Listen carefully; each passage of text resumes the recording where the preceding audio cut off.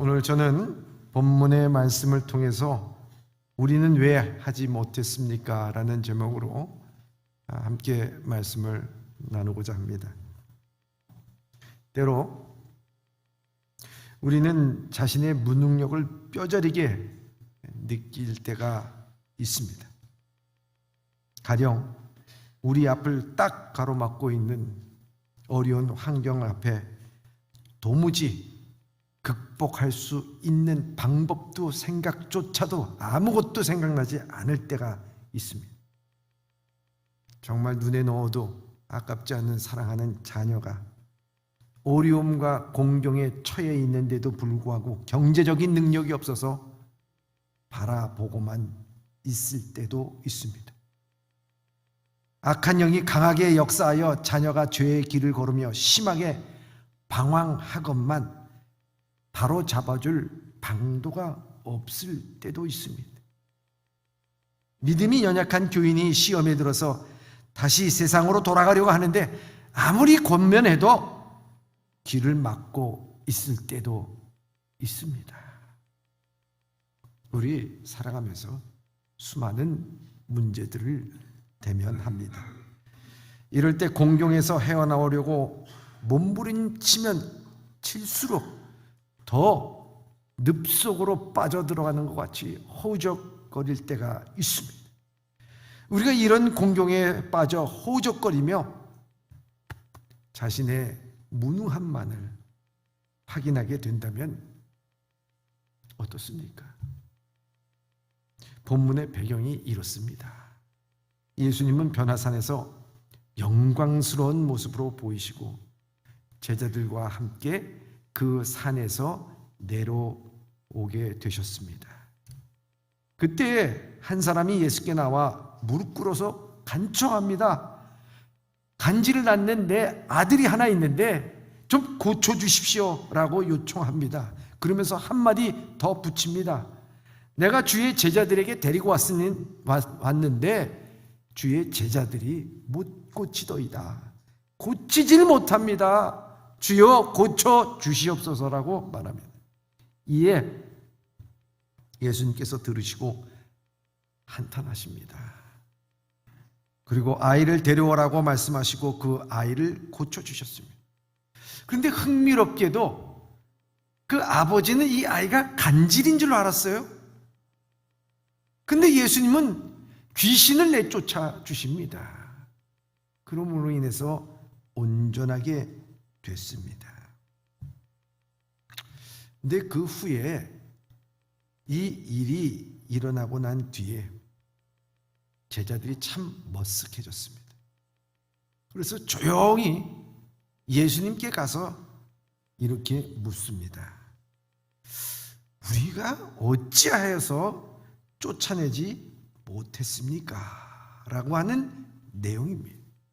어찌하여.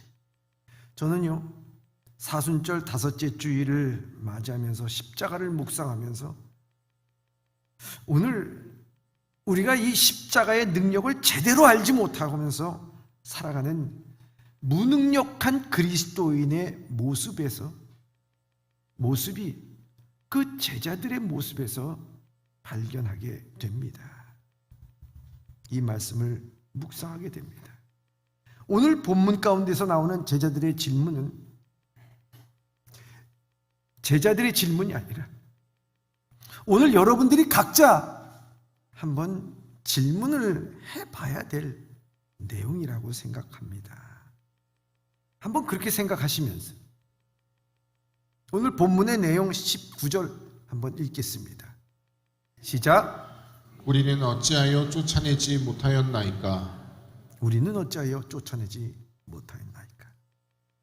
이 질문은 경건의 모양은 갖췄지만 능력을 상실해버리고 살아가는 그리스도인들의 모습을 우리에게 보여줍니다. 그들이 한번 질문해 봐야 되지 않겠습니까? 우리는 왜 지난 세월 주님의 참된 제자가 되지 못했습니까? 라고 바꾸어 말할 수가 있습니다.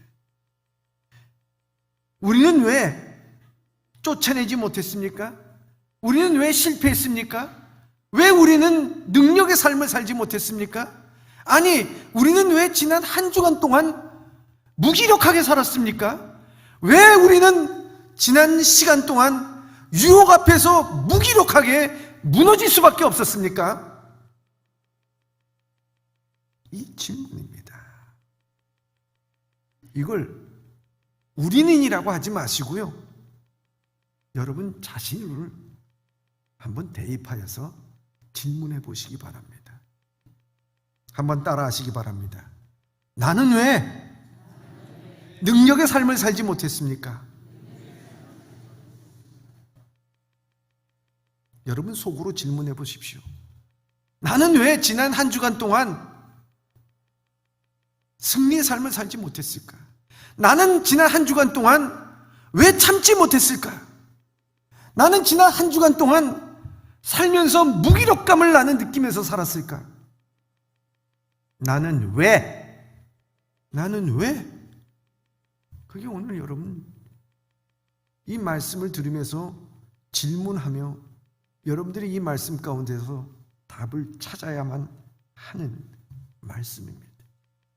이 질문에 주님은 대답하십니다. 능력이 없어서가 아니라는 거죠. 또한 하나님께서 여러분들에게 능력을 주지 않았기 때문이 아니라는 것이죠. 결국 승리하지 못하고 능력 없는 무기력한 그리스도인의 삶을 살아간 것은 바로 여러분 자신, 내 자신이 오히려 그 능력의 삶을 살지 못하게 방해하고 있는 것은 내 자신이라고 하는 것을 오늘 말씀하고 있습니다. 예수님처럼 능력이 많았으면 얼마나 좋겠습니까? 바울과 베드로처럼 한 번 설교에 3,000명이 회개하고 그 수건만 갖다 대도 병자가 일어나면 얼마나 좋겠습니까? 여러분, 능력의 삶이라고 하는 것이 예수님과 베드로와 바울의 전유물처럼 생각하십니까? 아니라는 거지.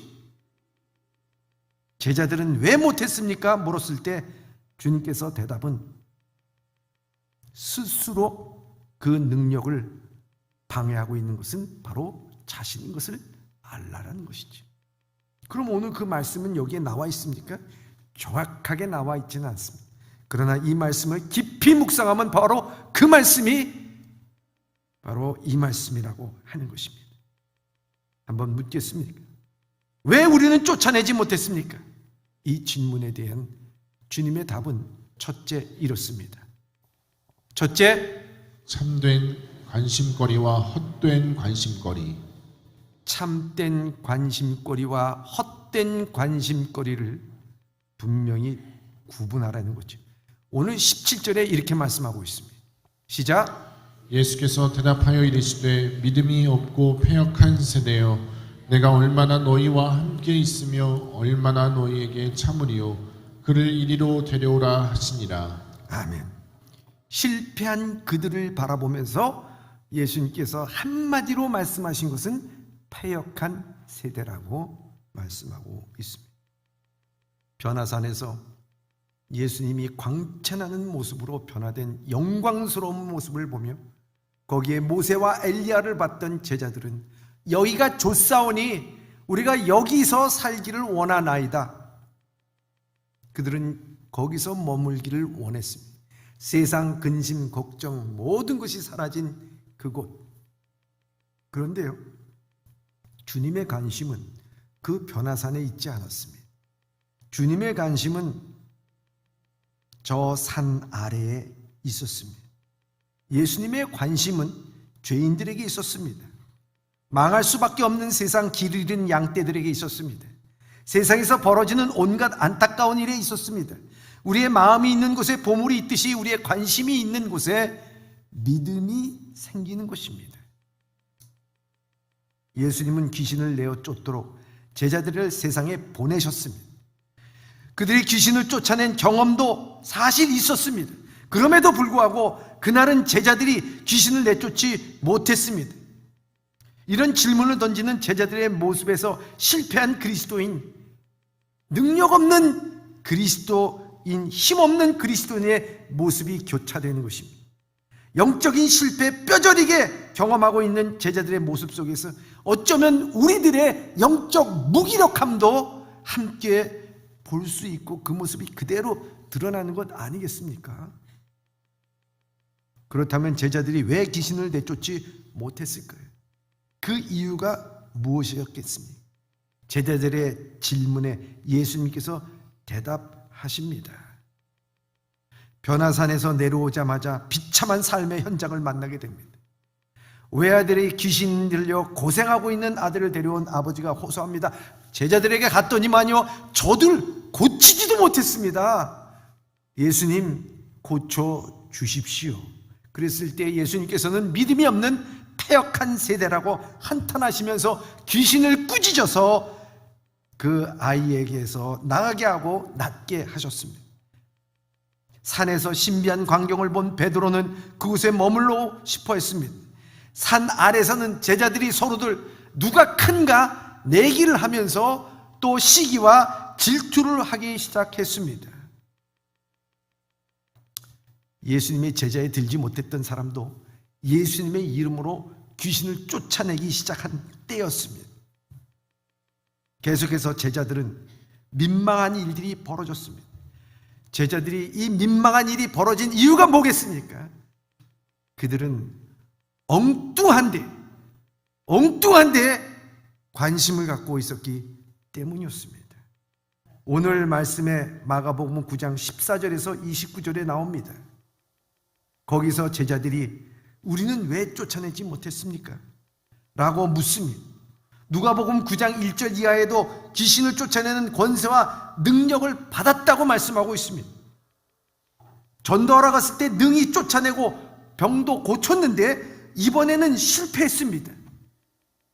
능력을 받았지만 관심은 점점 죄악과 질병과 상처로 신음하는 그들을 그리스도의 평강으로 인도하는 것에 관심을 갖지를 못하기 시작합니다. 그들은 귀신을 쫓아내자 점점 사람들에게 관심을 받기 시작합니다. 그러면서 마치 귀신 쫓아내는 것이 자신의 능력에서 나오는 것처럼 착각하고 생각하기 시작합니다. 차츰 인기를 얻어가면서 대중의 스타로 자리 잡으려고 하는 욕망이 꿈틀대기 시작합니다. 그러자 점점 그들의 능력은 사라지고 요란한 변죽만이 일어나게 됩니다. 사도 요한 기억하십니까? 제자들이 저쪽 강 저쪽에서 예수님께서 수많은 무리들에게 세례를 주나이다 하면서 세례 요한에게서 얘기할 때 세례 요한은 이렇게 얘기합니다. 그는 점점 흑해져 있고 나는 점점 쇠야 되겠다. 나는 점점 쇠하여서 나는 없어지고 오직 예수 그리스도만이 점점 흥황해져야 되겠다.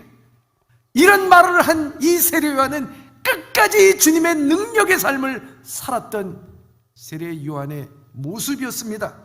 그러나 오늘 제자들의 모습은 점점 자신의 능력과 인기와 영합하며 자기의 탐욕과 욕심이 그 마음속에서 생겨나게 되고 교만이 생겨지게 되자 그들은 귀신을 쫓아내긴커녕 그 앞에서 민망한 삶을 살게 되는 것이었습니다. 제자들이 진정 관심을 가져야 됐던 것은 바로 주님의 마음이었습니다. 섬기는 마음, 긍휼한 마음, 주님께서 왜 이 땅에 오셨는가에 대한 마음이었습니다. 인자는 섬기려 함을 받기 위해서 왔다고 했습니다. 인자는 의인을 부르러 온 것이 아니라 죄인을 부르러 왔다고 말씀하셨습니다. 주님께서는 병든 자에게 의인이 필요하듯이 오늘 나는 병들고 아프고 상처받은 자를 위해서 오셨다고 말씀하고 있습니다. 각색 병든 자들이 몰려오자 그들을 바라보면서 눈물을 흘리셨던 주님이셨습니다. 주님의 관심은 거기에 있었습니다.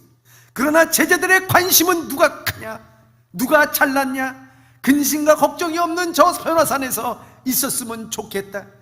내가 이렇게 능력을 발휘하니까 점점 나는 스타가 되는 기분이다. 예수님의 능력은 사라지고 껍데기엔 자신만 남게 되었습니다. 바울도 갈라디아서 6장 3절에 이렇게 말씀하고 있습니다. 시작. 만일 누가 아무것도 되지 못하고 된 줄로 생각하면 스스로 속임이라. 아멘. 된 줄로 생각하면 스스로 속임이라. 주님의 삶의 현장은 비참합니다. 수고하고 무거운 짐진 자들이 가득합니다. 하나님의 사랑과 능력이 절실합니다.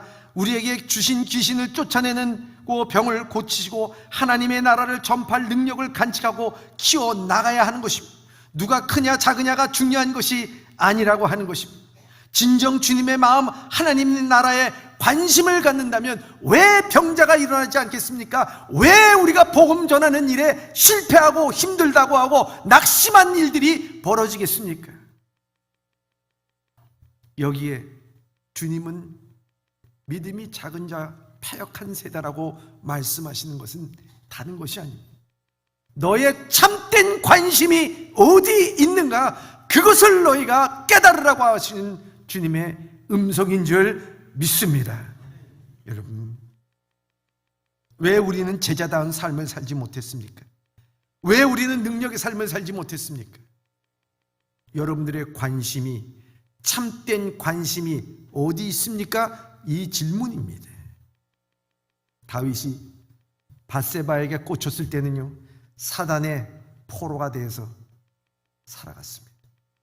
그런데 이 다윗이 하나님만 바라보며 하나님의 나라가 욕먹는 것이 도저히 참을 수 없다고 얘기하며 하나님만 바라보고 나갈 때는요, 온 이스라엘 백성들이 벌벌벌 떨고 있는 그 골리앗을 두 방도 아니야, 한 방에 물리치는 놀라운 역사가 일어났습니다. 참다운 관심이 어디 있느냐, 그것이 오늘 주님께서 여러분들에게 답하시는 대답입니다. 왜 우리는 못했습니까? 둘째입니다. 둘째, 은혜에 대한 망각. 은혜에 대한 망각입니다. 20절의 말씀입니다. 시작. 이르시되 너희 믿음이 작은 까닭이니라. 진실로 너희에게 이르노니 만일 너희에게 믿음이 겨자씨 하늘만큼만 있어도 이 산을 명하여 여기서 저기로 옮겨지라 하면 옮겨질 것이요 또 너희가 못할 것이 없으리라. 아멘. 주님은 우리가 왜 못했습니까? 왜 실패했습니까? 왜 승리하지 못했습니까? 말했을 때 믿음이 적은 까닭이라고 말씀하고 있습니다. 미랄 같은 믿음을 가지라고 말씀하고 있습니다. 믿음이 작다라고 하는 그 표현, 우리가 좀 더 깊이 들여볼 필요가 있습니다. 예수님께서는 복음서에 믿음이 적은 자들이라고 하는 그 내용으로 여러 가지 말씀을 해 주셨습니다. 첫째로 마태복음 6장 30절에서 31절의 말씀입니다. 시작. 오늘 있다가 내일 아궁이에 던져지는 들풀도 하나님이 이렇게 입히시거든 하물며 너희일까 보냐. 믿음이 작은 자들아. 그러므로 염려하여 이르기를 무엇을 먹을까 무엇을 마실까 무엇을 입을까 하지 말라. 아멘. 우리가 무엇을 먹을까 무엇을 마실까 매일매일 염려하고 삽니다. 그런데 여기에 이 말씀 가운데 중요한 것은 하루아침에 던져지는 들풀도 하나님께서 이렇게 입으시거든 너희일까 보냐, 이런 말씀을 합니다. 그러면서 믿음이 적은 자들아, 이렇게 말씀합니다. 염려, 걱정이 우리의 믿음을 적게 만듭니다. 두 번째, 마태복음 8장 26절의 말씀입니다. 시작. 예수께서 이르시되 어찌하여 무서워하느냐. 믿음이 작은 자들아 하시고 곧 일어나사 바람과 바다를 꾸짖으시니 아주 잔잔하게 되었거늘. 아멘. 그들은 배를 타고 가다가 풍랑을 만났습니다. 예수님께서 함께 계시는데 그들은 너무 두려웠습니다. 그 두려움 때문에 예수님을 깨웁니다. 예수님은 풍랑을 장장케 하시면서 말씀합니다. 왜 두려워하느냐? 믿음이 적은 자들은. 세상 살면서 우리를 두렵게 하는 일들이 참 많습니다. 물질로도 사람으로서 상처로서 여러 가지로. 여러분 지금도 두려운 마음이 있습니까? 믿음이 적은 자들은 주님은 분명히 말씀하고 있습니다. 세 번째 말씀입니다. 마태복음 14장 31절의 말씀입니다. 시작. 예수께서 즉시 손을 내밀어 그를 붙잡으시며 이르시되 믿음이 작은 자여 왜 의심하였느냐 하시고. 아멘. 예수님이 물 위를 걸어오시자 베드로는 용감하게 나도 물 위를 걷게 해달라고 했을 때 예수님께서 나에게 오라고 말씀하셨습니다. 한 발짝 두 발짝 물 위를 걷게 됐습니다. 그러나 성난 파도가 물결을 바라보면서 그는 물에 빠지기 시작했습니다. 예수님께서 그 손을 건져주시면서 왜 의심했느냐? 믿음이 적은 자야. 우리는 의심합니다. 우리는 믿습니다 하고 기도하고 나가면서도 문 열고 나가면은 그때부터 될까 의심합니다. 내 인생 기도하면 필까? 내가 기도하면 응답이 되어질까? 수많은 의심 가운데 삽니다. 의심조차 하는 것조차도 모르면서 의심하며 삽니다. 믿음이 적은 자들아.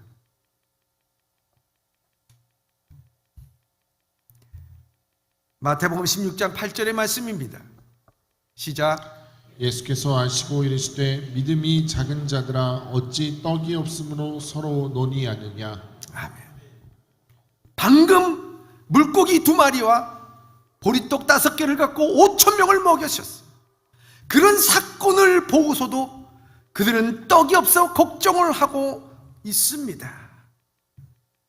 먹을 것이 없어서 걱정하고 있습니다. 쓸데없는 걱정을 하고 있습니다. 그 모습을 바라보면서 주님은 말씀합니다. 그 걱정, 염려, 두려움, 의심, 믿음이 적은 자들아 말씀합니다. 그런데 이 믿음이 적은 자들하고 말씀하시는 예수님의 이 말씀에 공통점이 있습니다. 그 공통점은 다른 것이 아니었습니다. 하나님께서 너와 함께하여 주시고 너를 돌봐주시고 지금 이 배에 주님께서 함께 계시고 너에게 오라고 주님께서 그 앞에 서 계시고 주님께서 5,000명을 먹이신 역사가 있는데 공통점이 뭡니까? 순간마다 그 시간마다 때마다 상황마다 하나님의 은혜를 베풀어 주셨다는 것이 있는데 왜 그 은혜를 망각하며 살아가냐 하는 것입니다. 사랑하는 예범의 성도 여러분, 여러분들이 예수 그리스도를 처음 만났을 때 눈물 흘리면서 가슴 치면서 감사하면서 할렐루야 하면서 주님과 함께 동행했던 것이 여러분 언제입니까?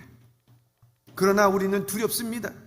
염려가 됩니다. 걱정이 됩니다. 내일 아침에 대해서 뭘 해야 되는지 힘듭니다. 그때마다 우리는 세상으로 나가려고 합니다. 우리는 믿음이 없습니다. 그때 주님께서 말씀합니다.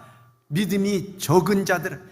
이 믿음이 적은 자들이라고 하는 것은 다른 말로 하면 왜 그토록 은혜를 망각하면서 살아가느냐 이 말씀입니다. 이스라엘 백성들이 죄 가운데 있었을 때 그들이 하나님의 말씀에 불순종할 때마다 선지자를 통해서 하신 말씀이 뭡니까? 야, 이 애굽에서 인도하신 분이 누군가? 너희를 젖과 꿀이 흐르는 가나안 땅으로 인도하시는 분이 누군가? 너희를 저 바벨론에서 포로에서 다시 돌아가게 하신 분이 누구인가? 왜 그 은혜를 망각하면서 살아가고 있는가? 다시 한번 깨워주는 말씀입니다. 여러분, 믿음이 적은 거 다른 데 있는 게 아닙니다. 받은 은혜 망각하면서 살아가면요, 우리는 하나도, 정말 적은 거 하나도 제대로 해나갈 수 없는 무능력한 그리스도인의 모습으로 살아갈 수밖에 없습니다. 고린도후서 4장 8절과 11절에 우리가 사방으로 우겨쌈을 당하여도 쌓이지 아니하며 답답한 일을 당하여도 낙심하지 아니하며 박해를 받아도 버림받지 아니하며 꼬꾸리틈을 당하여도 망하지 아니하고 우리가 항상 예수의 죽음을 몸에 짊어짐은 예수의 생명이 또한 우리 몸에 나타나려 함이라. 우리가 살아있는 자가 항상 예수를 위하여 죽음에 넘겨짐은 예수의 생명이 또한 우리의 죽을 육체에 나타나게 하려 함이라. 사방에 우겨쌈을 당하여도 답답하지 않습니다. 왜요? 주님의 죽으심이 내 몸에 짊어지고 있기 때문에 은혜를 망각하지 않았습니다. 십자가의 은혜를 망각하지 않았습니다.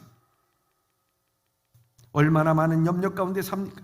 혹시 간염병에 대해서 걱정, 자식의 걱정, 사업의 걱정, 부동산의 걱정, 건강에 대한 걱정, 미래에 대한 염려로 가득 차 있었던 지난 시간, 분초마다 우리를 간섭하시고 개입하시는 하나님의 은혜를 망각했습니까?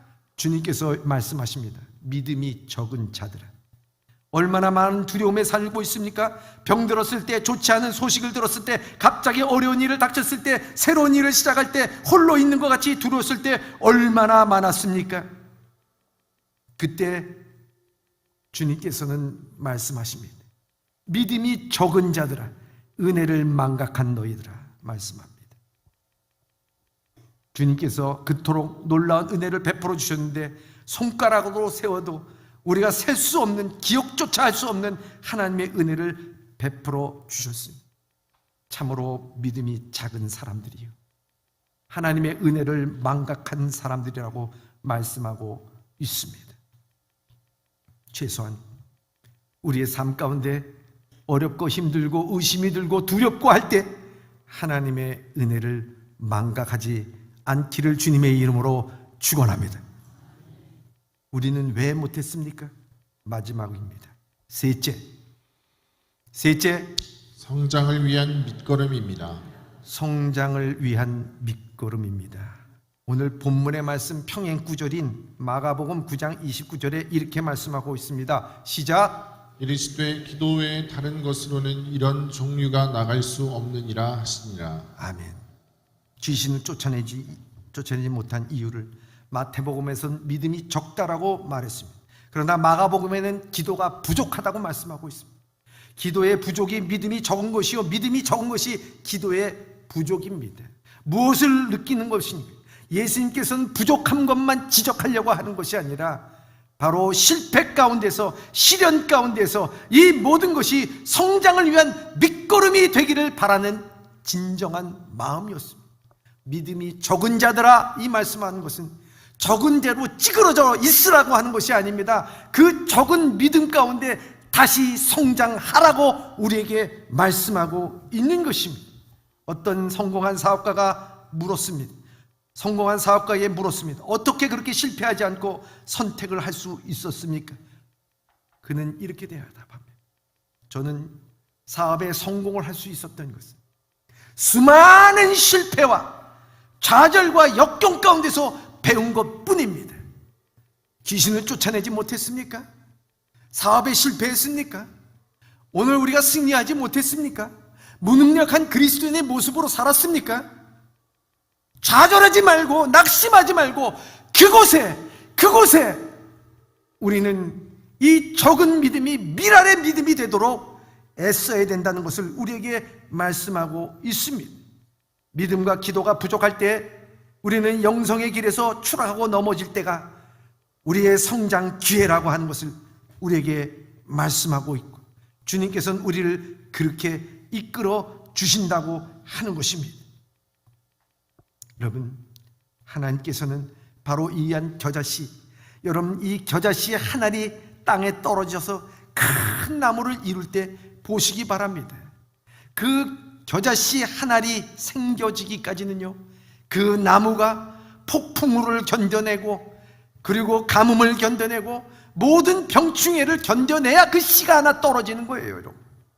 그 씨 안에는 오롯이 그 모든 역경과 시련과 아픔이 다 있는 거예요. 그때 이 씨앗을 통해서 큰 열매를 맺게 되는 것입니다. 결코 씨앗은 작지 않습니다. 저는 우리 교회에서 아래층에 이제 사업을 하면서 참 느낀 것이 많습니다. 아래층에 사업을 하시면서 우리가 알바 학생들을 또 알바생들을 쓰게 됩니다. 그런데요, 이 알바생들은 오늘 아침에 나와야 되는데 오늘 아침에 전화를 겁니다. 못 나가겠습니다. 전 그런 것들을 바라보면서 깨달은 게 있었습니다. 아, 그렇구나. 이 세상은 주인을 위해서 일하지 않습니다. 누구를 위해서 일하지 않습니다. 나 자신을 위해서 일합니다. 내 안위와 내 평안을 위해서 일합니다. 이곳이 세상입니다. 그래서 세상은 믿을 것이 못 된다고 말합니다. 참 맞는 말입니다. 여러분, 오늘 이런 세상 가운데서 우리가 믿고 나가야 될 분이 누구인가를 분명하게 보여주시는 것입니다. 변치 아니하신 하나님의 사랑으로, 변치 않는 하나님의 은혜로 우리를 이끌어 주시고 인도하시는 분은 오직 하나님 한 분인 것을 여러분들이 깨닫고 나가시길 바랍니다. 오늘 그럴 때 오늘 여러분들에게 말합니다. 믿음이 작은 자들아, 무엇을 말씀하고 있습니까? 너의 관심, 참된 관심이 어디 있느냐 물어보는 것입니다. 믿음이 적은 자들아, 물어볼 때 너의 하나님의 은혜를 망각하지 말고 살라는 말씀을 우리에게 해주고 있습니다.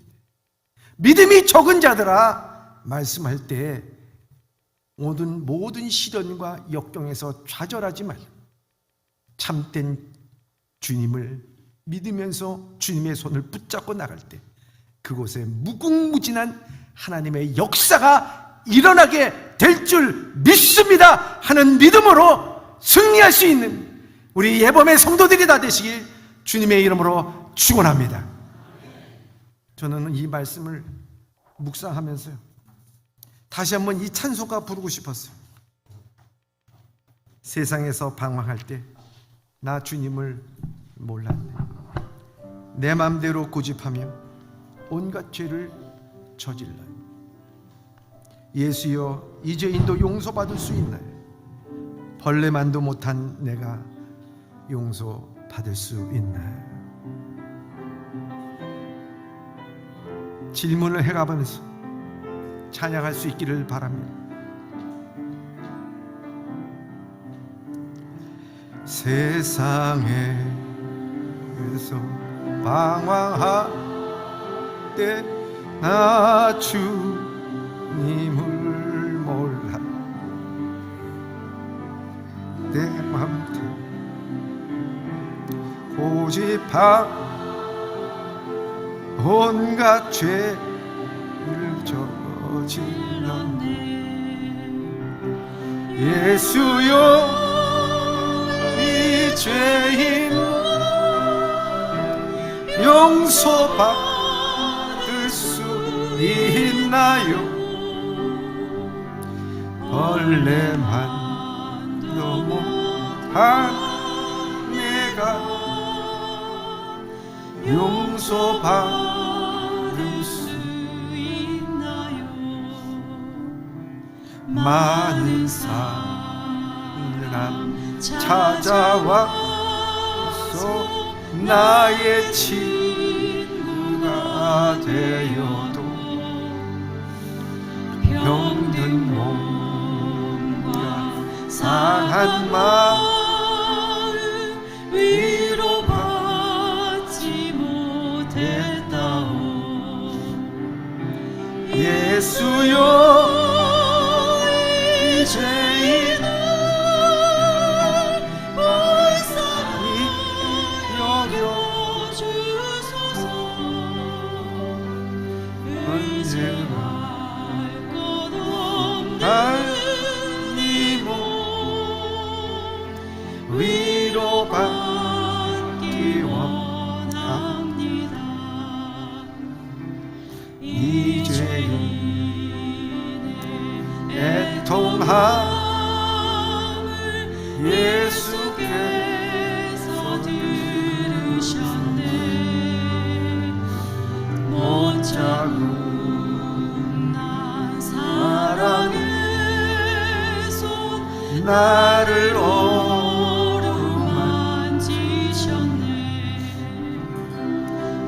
예수여, 죄인 다시 눈물 흘립니다. 주여 나 이제는 아무 걱정 없습니다. 내 모든 죄 무거운 짐 이제 모두 다 벗었네. 우리 주님 예수께서 나와 함께 계신다. 내 주여 이 죄인이 무한 감사드립니다.